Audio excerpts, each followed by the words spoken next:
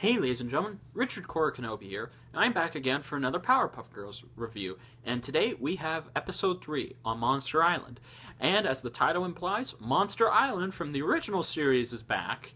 And for those of you who do not know or remember, Monster Island in the original series was an island full of monsters that would come over into Townsville, wreak havoc, cause destruction, and run into the Powerpuff Girls. And if they could survive a beating from the Powerpuff Girls, they come back and they're heroes.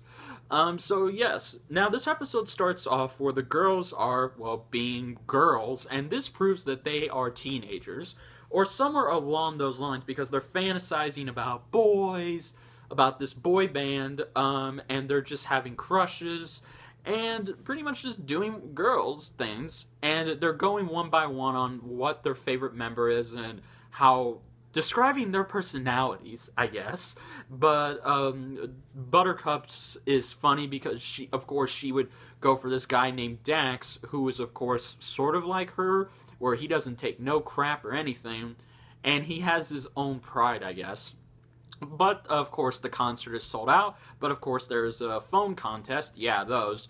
And whoever can answer a question will get the last tickets. So, all the girls, they're asked the question, if Dax could get an animal, what would it be? And, of course, Blossom and Buttercup don't know this, but then Bubbles figures it out, and she describes why he would get the animal, she says. And she wins. She wins the 2 tickets. And, of course, there's this funny bit where her eyes count down, and she flies up screaming. And, of course, they're all excited because she got the tickets. But then their excitement dies down when they realize she can only take one person. So, of course, now, who will she take? And now the girls are going to try and impress Bubbles to see if she'll take them. But then she gets a call from the mayor. Yeah, the mayor's finally back, once again voiced by Tom Kenny, who has reprised his role as the narrator and the mayor. And he calls them, letting them know that he's in a predicament. He's in a plane with no pilot, and it crashes on Monster Island. So, of course, the girls go to his rescue. And then we get to see all kinds of monsters. We even get to see 2 monsters brawl. And of course, Buttercup says, fight, fight, fight, like she's watching a pay-per-view, which is ironic considering today's WrestleMania. But anyway, so of course, then after that, they come across this sheep named Frederick, given that name by Bubbles, because Bubbles gives the little sheep that name. So then after that, Frederick tries to lead them to the mayor. And then Blossom says, did you know one of the members' middle name is Frederick? And Bubbles says, no, I did not know that. And she says, well, I can give you more information if you take me with you. And of course, Buttercup comes chiming in and they fight. And then Bubbles says, you two should not fight over this. So she, of course, says, give each other a hug. Say, I love you. Now say I'm a Buttzilla. And of course, Buttercup says, I'm a Buttzilla. I know that joke may not be as funny to y'all, but it was funny to me. I laughed. I really did. I laughed. And then after that, they, of course, crash down into this lava cave. And right when Buttercup and Blossom say the name of it, you know, they have a jinx. And Buttercup wins. So now, because Blossom lost the jinx, she has to keep her mouth shut. She can't talk. So then after that, here comes this giant lava lady, which, I don't know, but she reminds me of Flaming Princess from Adventure Time. Oh no, Flame Princess, that was it. She reminds me of Flame Princess. That would be kind of cool to see Adventure Time crossover with. Forget it. Anyway, so then after that, Blossom tries to use her ice breath, but then Buttercup says, don't you think using your ice breath might be like talking? So then, of course, Buttercup goes to show everyone up, and she gives us a pun, which, yeah, whatever.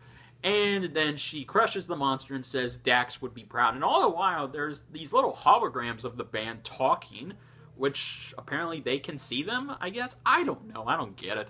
But then after that, the volcano's about to erupt. It's pretty funny. This monster walks over and he pushes the lever that says, yes, erupt. And then, of course, Blossom tries to warn them, but she can't talk. If she can only talk if someone says her full name, Blossom. But when she's trying to warn Bubbles thinks she's trying to trick her, and she decides to take Buttercup. And then she says Blossom's full name, and then Blossom can now speak, thanks to Dax for pointing that out, and even the little word that says Jinx broken. So then she tells her what happened, and how Buttercup tricked her, and how the volcano is about to erupt. So they erupt, they all go up, and of course, Bubbles is mad at them, and she decides not to take Buttercup. So then after that, they crash down, and it looks like they're surrounded by monsters, which they could just take on. But anyway, then when it looks like it's all over, when it's not, the mayor comes out of nowhere, riding on a dinosaur, yelling like Tarzan, and fires a pickle arrow, which he tells us that the monsters really like pickles. And that was his last one. So, of course, they get him, and they get out. And when they ask, so who is Bubbles going to take?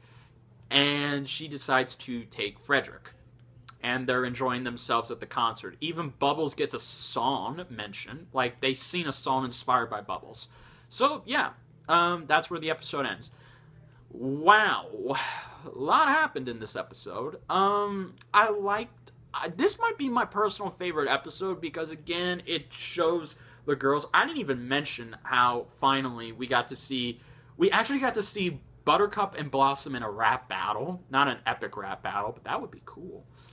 But a rap battle nonetheless. The jokes were pretty funny. Some of them were funny. I like how they don't go over the top with these childish jokes. Although, in the original show, we had a combination of childish jokes and adult jokes. But I imagine we're not going to get that kind of regular show humor. But it would be nice.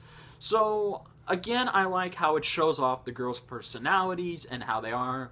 And now how they have middle school girls' personalities. Like, they're fantasizing over boys and all that shit. Which, I hope we see the Rowdy Rough Boys come back.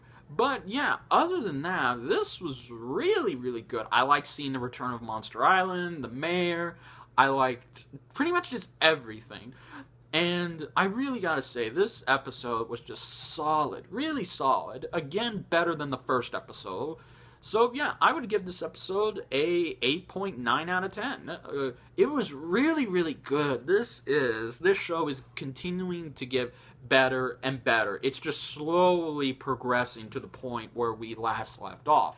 So, I like how it's taking its time, but you guys may not enjoy that. But, yeah, other than that, I had a lot of fun with this episode. I laughed more than I did the other two. So, yeah, if you guys enjoyed this review, then please comment, subscribe, and favor, and like. Sorry, guys. So, yeah, guys, So, yeah, guys, this is Richard Core Kenobi saying, may the Force be with you. Later, guys.